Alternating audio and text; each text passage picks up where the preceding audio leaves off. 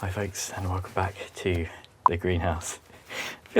feels a bit honest, doesn't it? It feels like a scene from a film, putting up something like that.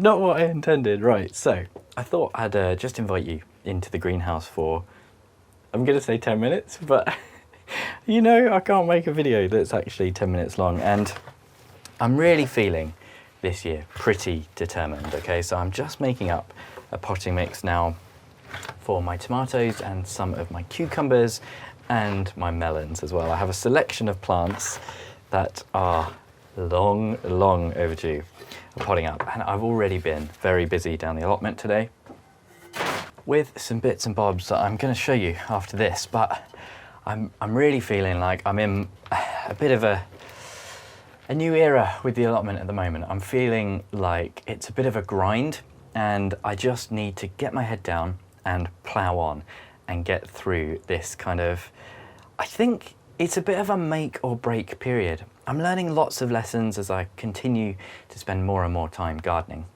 And really, I do think that May is just this kind of crucial time where there is so much to do. You know, I've had a couple of weeks off work recently, and even with that, I've been struggling to keep up.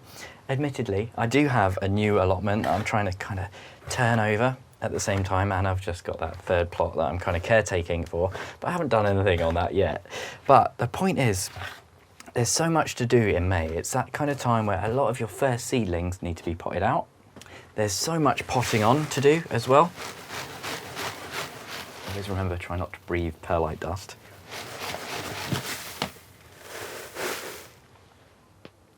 Also try not to drop the lid off and drop it in your compost. Slightly lost my train of thought. But yes, all of your first seedlings are ready to be potted on. Then there's transplants to think about, and you know, there's also the maintenance that kicks in. With this mix, I'm going slightly heavier on the vermiculite than normal. Just because melons and tomatoes are quite thirsty plants, so this will help retain the moisture in their compost.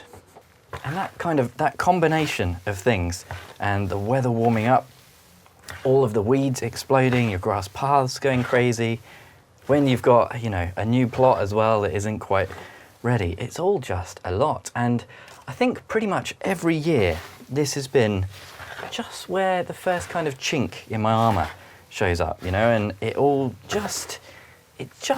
the seeds of kind of my errors and the mistakes start to kind of take root.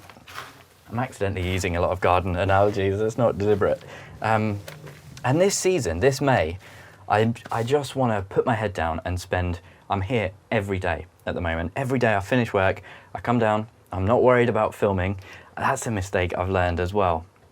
Far too often in the past, this is how I store my little blood, fish and bone. Far too often in the past, I've stopped myself from doing activities because I want to get them on film, and maybe the weather's not right, or it's too windy like today is absolutely miserable. But this season, I'm not here for it. I'm just going to do the work, and if I can share it with you after, then all the better. I've got here some Epsom salts as well. That kind of magnesium. They have got a bit moist. That's not ideal. They need a bit of, well, a lot of mixing into the compost. Should help prevent blossom end rot for the potatoes, tomatoes, and doing things like this while I film and just give you a bit of a chat and an update is a brilliant way to kind of balance everything out. And to be completely honest with you, I've not been having the best time today at the allotment. Normally, you know, I'm a very, very happy, smiling gardener, and most of the time I'm gardening, I'm smiling. But today, it was just getting it done, and that's fine. I'm coming to accept that, and that's what I mean, just sort of getting my head down in May and just getting the work done. And the other thing that is just so easy to forget about, and like I say, one of the things that always catches me out is when it comes to May, successional sowing. Or not even necessarily successional sowing, but remembering to sow more things. So for me, when I've got things in pots screaming, "Pop me on, JB, what are you doing to me?"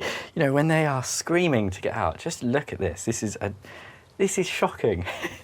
This is priority number one for me, normally. And this year, I'm trying to obviously get things like this potted on. My chilies behind me are crying out to be potted on, but I'm also trying to remember, not only is it maintenance, potting on, potting up, transplanting out, it's also sowing more things. So just a few episodes ago, I was talking about like all the things I want to sow by the end of April and to start sowing in May.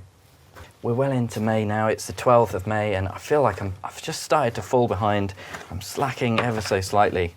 And this year I want to get it all done. I don't want there to be a weak link. I don't want there to be, one of the things that falls by the wayside. I'm going to try and get it all done. And that does mean maybe it's not going to be as fun, as light-hearted, but what it does mean is hopefully in kind of come the end of May, when I've got much more on top of things and things are transplanted out, they're kind of getting towards their final pots where, the work reduces, then it should all start to pay dividends. And instead of the kind of start of summer feeling like, oh, there's this I didn't get, or, this went in too late and now it's struggling, hopefully it will be a much easier summer. I've just potted up the 2 Minnesota midget melons, and I think they're going to be much happier. These have gone into 5-litre pots, and it's so shocking how quickly the compost disappears when you start to get the big kind of final pots out. These might even need to go up to a bigger size, or I might plant them in the ground in the other greenhouse. I'm not 100% sure just yet, but I just want to give them a bit of a better chance. Earlier I mentioned that I'm really starting to learn a lot of gardening lessons. This is year 4, believe it or not. And one of those lessons is about stalled plants, plants that have just completely and utterly stalled. And this tiny little cucumber is a good example. You can see it has now a nice miniature fruit on it, and honestly, for a cucumber in May that has got a full fruit on it and has done nothing else, this is just a red flag. And in the old days, I probably would have tried to keep this on and keep it going. But what it is a sign that something along the way has gone seriously quite wrong. That should be a plant that gets really big and really leafy and then goes into fruit and gives you fruit for a good few months throughout summer. This plant is not okay. And in the past I would have thought, yeah, well, I'll give it what it needs, what it wants, and maybe it will recover. And yes, maybe it will recover. But honestly, a plant like this, you're better off just chucking it in the compost and starting new seed, especially this early in the season. I predict the reason that this plant is looking so horrible is because I started it way too early for a cucumber. If you give a cucumber exactly what it needs and you start it early, you might be okay. A really good example of this was a chili plant that I put in our outdoor raised bed. And it was just a spare, it was left over, and I put it in kind of around this time of year, the middle of May, in an outdoor bed. It was probably still a little bit cold, maybe it was early May.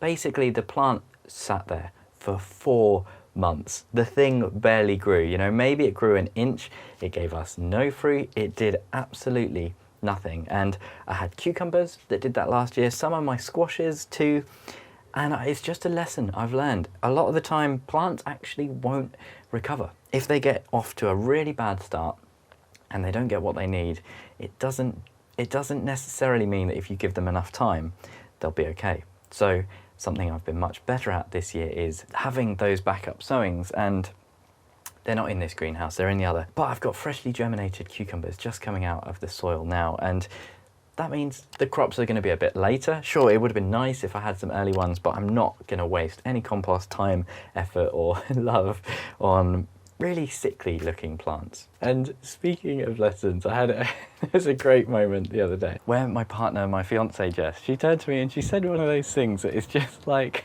one of the things that gardeners will understand.